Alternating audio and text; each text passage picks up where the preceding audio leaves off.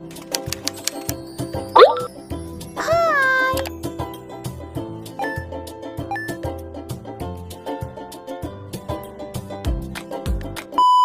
selamat siang, selamat kembali, salam Ramadan. Hari ini hari kedua ya di Malaysia. Apa cerita kalian? Puasanya masih mantul? Alhamdulillah. Yang pasti full ya bulan ini ya. Jangan ada yang bolong-bolong bagi laki-laki kecuali bernama wanita.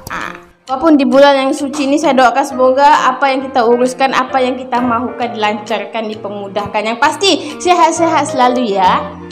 Back to the topic, macam kita tahu isu yang menggemparkan bulan lalu di mana warga Indonesia yang didor sama polisi Malaysia yang dikatakan gara-gara masuk ke perairan Malaysia tanpa permit lah. Jadi ada penggolakan di situ, dan sekarang timbul lagi masalah ya. Dari coretan kertas ini dikatanya Malaysia dibuat panik, Prabowo tegas tenggelamkan kapal penyeludupan. Ini yang mana kita tahu sebelum ini Indonesia memang ada sejarahnya ya, meletupkan kapal-kapal yang asing yang masuk ke dalam perairan Indonesia. Dan sekarang Malaysia malah di warning supaya lebih hati-hati, kerana namanya juga emosi ya. Walaupun Malaysia mereka tidak akan fikir dua kali, mungkin kalau namanya jalan menenggelamkan, meletupkan kapal penyeludup, itu jalannya akan dilakukan. Wah, ini pertanyaan saya di sini, kenapa masalah semakin berlarutan ya? Sepertinya tidak ada kunjung baiknya. Nanti kamu komen bawah. Apa lama-lama? Let's go to the video. Let's go. Kebijakan tegas di berbagai bidang. Salah satu kebijakan tersebut adalah rencana menenggelamkan kapal yang menyelundupkan barang ilegal dari Malaysia. Akibatnya, negeri jiran mengalami beberapa kerugian, termasuk berkurangnya pemasukan negara. Sebaliknya, ketegasan Indonesia justru membuat kondisi keuangan negara semakin stabil dengan prediksi peningkatan APBN. Berikut ini adalah rangkuman ketegasan Indonesia dalam memberantas penyelundupan barang ilegal. Apa cerita ini guys ya? Aduh. Menenggelamkan kapal penyelundup dari Malaysia. Indonesia memasuki babak baru di bawah kepemimpinan Presiden Prabowo Subianto. Sejak menjabat, Prabowo menunjukkan sikap kepemimpinan yang tegas dan tidak ragu dalam menindak pelanggar kedaulatan negara. Salah satu kebijakan yang mencuri perhatian adalah rencananya untuk menenggelamkan kapal asal Malaysia yang digunakan untuk menyelundupkan pakaian bekas ilegal ke Indonesia. Dilansir dari Detik, Prabowo menilai bahwa penyelundupan tekstil ilegal memberikan dampak negatif yang besar terhadap perekonomian nasional. Industri tekstil dalam negeri menjadi terancam akibat masuknya barang-barang ilegal ini yang berpotensi merugikan pelaku usaha lokal serta mengancam mata pencaharian ratusan ribu pekerja di sektor.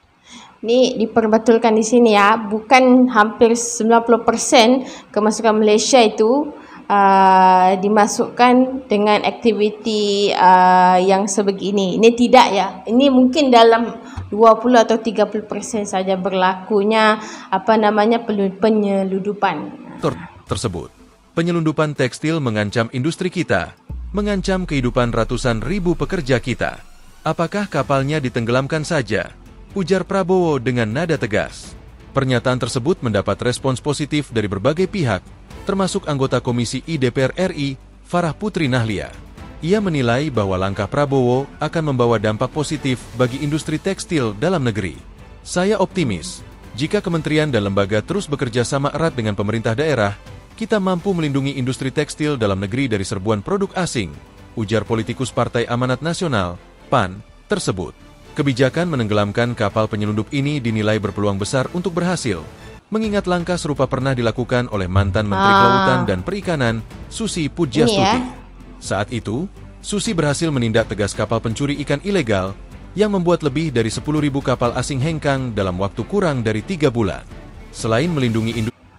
Jadi di sini kita tahu memang ada sejarahnya Indonesia kalau namanya sudah berlebihan akan namanya terjadinya meletupnya kapal-kapal penyelundupan ya. Jadi memang sangat dikhawatirkan lah kalau misalnya ada yang berhubungan dengan Malaysia seperti ini. Di dalam negeri, kebijakan ini juga diperkirakan akan memberikan pukulan telak bagi Malaysia. Pada tahun 2023, Malaysia tercatat mengekspor 25,88 ton pakaian bekas ke Indonesia yang sebagian besar diduga masuk secara ilegal. Akibat penyelundupan ini, negara mengalami kerugian hingga 19 triliun rupiah.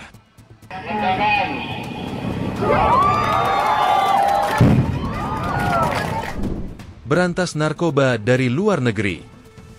Keseriusan Presiden Prabowo Subianto dalam menjaga kedaulatan Indonesia tidak hanya terlihat dari upayanya menindak kapal penyelundup, tetapi juga dalam memberantas peredaran narkoba, terutama yang berasal dari Malaysia. Pada tahun 2023, Malaysia tercatat sebagai negara yang paling sering menyelundupkan narkoba ke Indonesia, dengan hampir 60% narkoba yang masuk berasal dari Tawau. Menyadari ancaman ini, Prabowo mengambil langkah tegas dengan membentuk Badan Khusus Pemberantasan Narkoba di bawah koordinasi Kementerian Koordinator Bidang Politik, Hukum, dan Keamanan, Menko Polhukam. Tapi guys, ada juga yang berkomentar ya, Indonesia mau aman daripada penyelundupan, bersihkan dulu namanya penegak hukumnya. Karena banyak sekali penegak hukum yang terlibat di dalam penyelundupan. Betul gak guys? Nanti kamu komen. Badan ini memiliki cakupan tugas yang luas, tidak hanya menangkap pelaku, tetapi juga menangani rehabilitasi bagi penyalahguna narkoba. Desk pemberantasan ini tidak hanya fokus pada penegakan hukum, tetapi juga mencakup pencegahan hingga rehabilitasi bagi para penyalahguna, ujar Komisaris Besar Ari Ardian Rishadi. Badan pemberantasan narkoba ini langsung bergerak cepat dalam menjalankan tugasnya.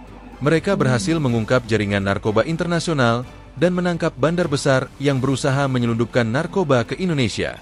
Kapolri Jenderal Listio Sigit Prabowo mengungkapkan bahwa dalam operasinya, badan ini berhasil mengungkap 3.608 kasus peredaran narkoba dengan total 3.965 tersangka.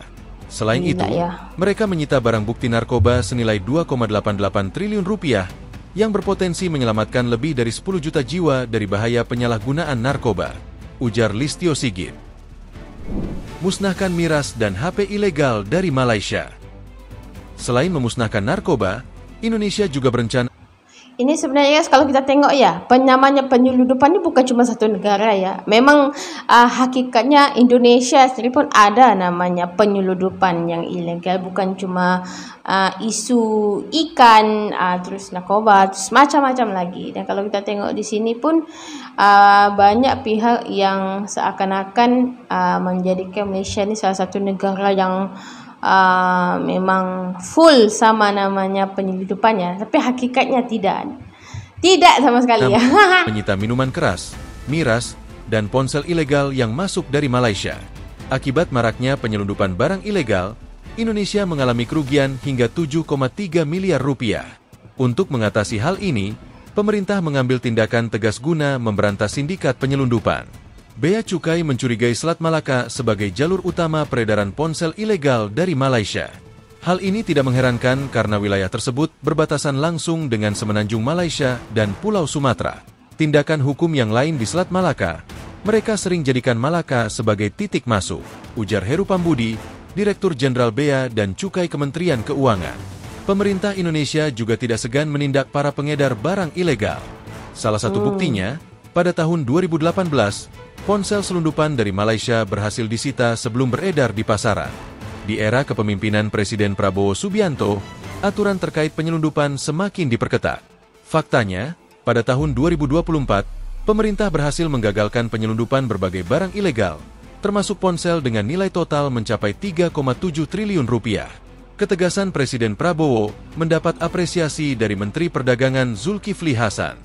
Penyelundupan ini berdampak serius terhadap pendapatan negara dari pajak serta mengganggu industri dalam negeri, ujar Zulkifli Hasan. Yang pasti ini memang banyak komentar-komentar negatif ya daripada negara jiran, maupun negara kami sendiri memberikan komentar terhadap namanya warga Indonesia. Masing-masing tu memang ada alasan tersendiri sama isu penyelundupan ini. Selain ponsel ilegal, pemerintah juga menentang keras peredaran miras selundupan dari Malaysia. Setiap tahunnya, ratusan botol minuman beralkohol ilegal berhasil dicegah masuk ke Indonesia.